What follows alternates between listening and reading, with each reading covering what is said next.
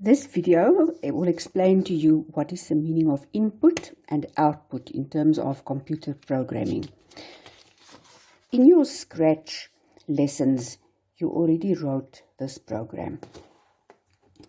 So if we look at the pseudocode on the left, remember pseudocode just means code that looks like programming code, but it's not actually code, it's your own planning, and you can sort of use your own words and English instructions to communicate to a person what should happen in your program.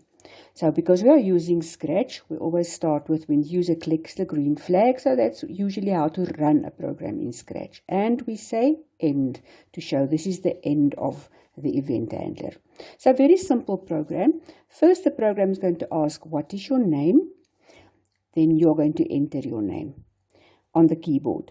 And then the program is going to display Sawubona and also your name. So what does the code for this look like? When green flag clicks, so there's your code block. So that entire instruction there becomes one code block. Ask what is your name. Looks very similar in Scratch code. The ask block, in the edit box, you type your text. In the pseudocode, you enter it in double quotes. So everything between the double quotes is what should appear in your edit box, and that is going to be what will appear in the speech bubble when the program executes and the sprite talks. That's going to be displayed. And wait, so that's just a Scratch way of saying it will now wait for the input from the keyboard. Enter S name, so enter is just a word that we chose to use in these notes. You can also use the word get, because you're getting a value from the keyboard. You are entering a value on the keyboard, and that whatever comes on the keyboard must now go into the variable called S name. So here the corresponding Scratch block is take the answer that comes on the keyboard and put it into S name. It's just a Scratch way of obtaining a value from the keyboard. And then display, again, we use the word display. You could also say show the exact word Sawubona and also the content of the variable S name. So you use join blocks in Scratch. That's the Scratch way, the Scratch syntax. Use a join block to say first in the edit box, type the word Sawubona, first display for me Sawubona, and then also S name. So S name is the variable. Where will you find the value? So now what does this have to do with input and output? This, in computer terms, we call input because it is input into the program from the keyboard. A value that comes from outside, in this case the keyboard, and it goes into the programming language or into the computer, you can call it like that. So automatically the value that you type on the keyboard goes into a variable answer. That is what Scratch sets up, but now you must give instructions to put that value into the variable S name, and this is called output. That what you display on the screen. So on the screen it goes out from the keyboard, out from the computer onto the screen. That is what you can see. What is the result? So you can also say that is the result of the program. In this case, just displaying a message. So you also had this example in your Scratch notes. You had to do this activity where you were provided with an algorithm and you had to create a Scratch program using the algorithm. So somebody else designed the program and you are now just supposed to go and choose the correct code blocks. The idea here was also for you to see how you can get input. So again, this is input. You remember that we can use double quotes in our pseudocode to indicate this is just a message to say, oh, this is the input. Also, that is input. In this case, the output will actually be a picture that is drawn on the screen. But let's first analyze the pseudocode better. So when the program starts, you must clear all previous graphics. So wipe out whatever was already drawn on the screen. Lift the pen up, move, look to the right of the screen, put the pen down. Now obtain some input. How many steps should I take to draw a square? Oh, so this is the purpose of this program. And it's going to allow a user to decide how big should that square be.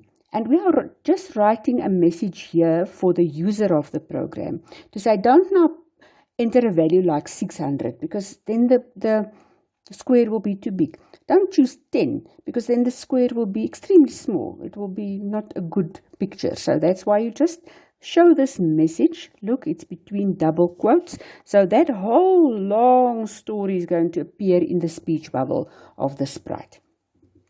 Enter I steps. So the value that the person is going to type on the keyboard will go into the variable I steps. How thick must the pen be? Again, we just remind the user, don't use 0.5, don't use 50 because then the square will look horrible. So choose a value between 1 and 10. And that what is typed on the keyboard will go into the variable iPen.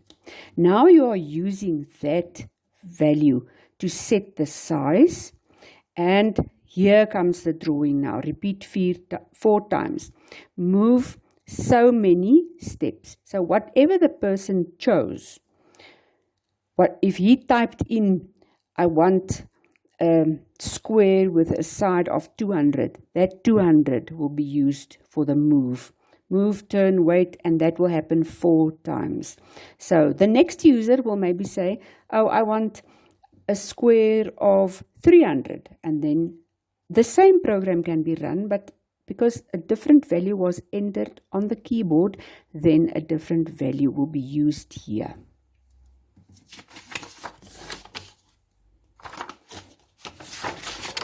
So again, let us see the relationship between pseudocode and the program. There your program starts. Clear all the graphics. You need to go to the pen block, pen blocks, and choose erase all. So here you just wrote a message in English, clear the graphics. But for your specific programming language, Scratch, that will be the command that you will give to wipe out all the previous drawings. Lift the pen up, move to position, go to X, Y. That is the Scratch syntax for that. Look to the right of the screen, point in direction 90. Put the pen down, pen down. You don't want the sprite to move to this position while the pen is down, because then it's going to draw a picture or a line on the screen that you don't actually want there. That's why you only now put the pen down. There's your prompt, your ask. Remember, we call it a prompt to say, I'm asking you something now, and you need to reply. So how many steps should I take? There you enter your value. How thick must the pen be? Enter your value. There you are using iPen. There we said set the pen size to iPen. Here is the Scratch block corresponding. Repeat 4 times because you're drawing a square. Move I steps. There you use your variable. Turn clockwise 90 degrees. There is the Scratch code block for that. That shows you it's clockwise 90 degrees. Wait 1 second and that will be repeated and you will see your square being drawn. So again, this is your input. There is input. In this case, the output is actually the square that is going to be drawn on your screen. There's not a speech bubble saying anything. But you did use your variables that came from input and that made a square. So that is your output.